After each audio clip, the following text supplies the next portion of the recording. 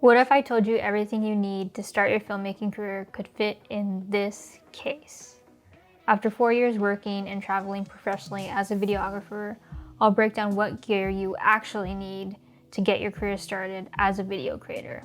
So if you're just getting started, or if you're wondering what gear you should invest in next, this video is for you. Also, I've broken down this video by type of gear, so please feel free to skip around if you'd like. First, let's talk about audio. I'd argue that the very first thing you should invest in if you want to be a video creator or filmmaker is audio. Starting off, you'll need a good on-camera mic and wireless lav. If you can only afford one, I'd just go with the lav. I'm actually speaking on a lav right now to record this video. While on-camera mics are good for subjects or sounds that are close to the camera, a lav will give you the flexibility of having your subject further away from the camera.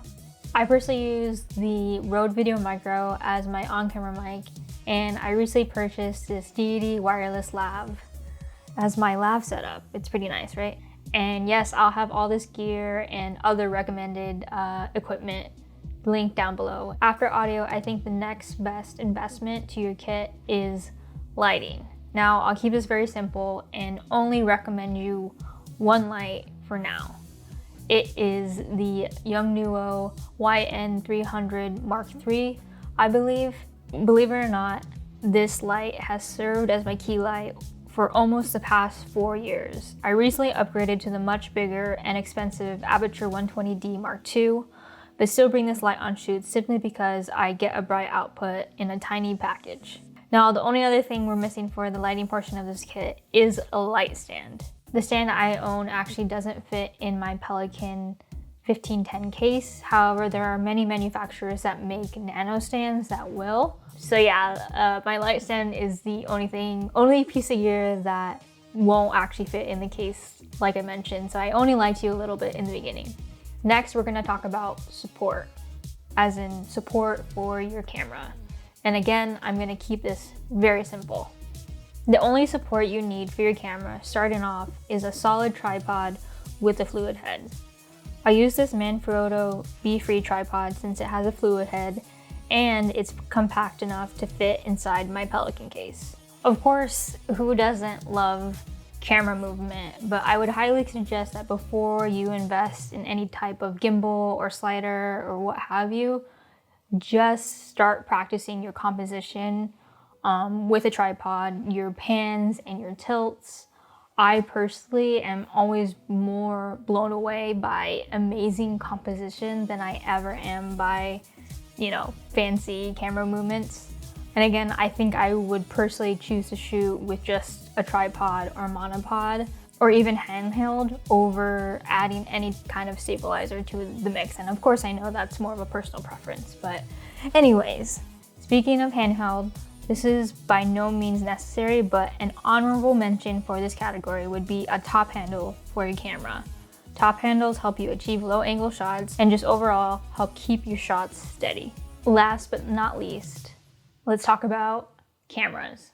No, I'm not going to tell you to just shoot on your iPhone, but there is a reason I decided to talk about cameras last. I think it's a common misconception that buying the latest and greatest camera body will automatically improve your filmmaking and videos.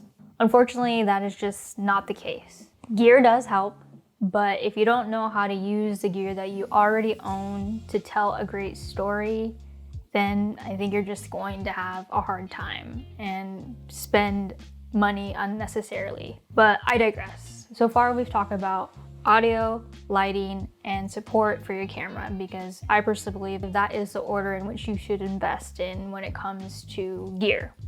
Next on your priority list should be purchasing a good lens, a good mid-range zoom lens to be specific.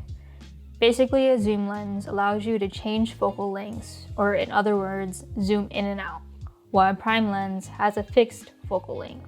I recently purchased the Tamron 17-70 f2.8, which is actually on my camera right now. And I honestly haven't taken it off my camera since I bought it because it just covers all the bases. So again, I suggest getting a zoom lens first due to its flexibility. And what I found is that with a zoom lens, you'll discover what focal length you prefer to shoot on, which may inform what prime lens you'd like to invest in first. For instance, I love my Sigma 30mm f1.4, not only because it has creamy, shallow depth of field, but also it's a 50mm equivalent on my APS-C sensor. Speaking of APS-C, the camera I own is the Sony a6600. So yes, now we will finally talk about cameras. I absolutely love my Sony a6600. I've had it for 3 years. It's been my main driver. And as tempting as it's been to upgrade to full frame with all the new and amazing cameras that are coming out, it feels like every other month, I just haven't found a compelling enough reason to. And well, let's be real, cameras are pretty expensive. Though I recommend the Sony a6600 to just about anyone I talk to, I think cameras are all so good nowadays that it all comes down to budget and personal preference. So when you're looking to purchase your very first camera, don't break the bank thinking the more expensive it is, the better your videos will be. In my opinion, as long as a camera has manual controls, shoots in 1080, and has an audio input like a mic jack, I think that's really all you need. You'll be set. But if you're really curious, I will again have everything that I used to shoot on, camera-wise, audio, lighting, all of it linked down below in the description. And that about wraps it up for this video. I really appreciate it if you gave this video a thumbs up, if you found it helpful, share it with someone else who might find value in it, and well, subscribe if you want to see more videos from me. I really appreciate you watching, and until next time, take care.